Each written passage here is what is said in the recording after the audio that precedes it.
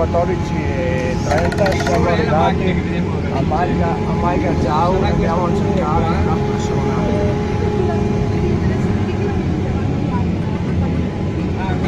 Gli obiettivi di neve sono circa 2,5 metri.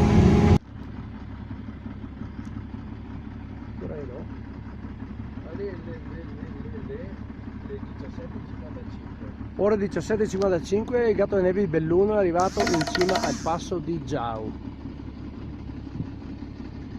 C'è bufera, come si vede ci sono accumuli a 5-6 metri di neve. Siamo arrivati fino a qua. Massimo Wagner.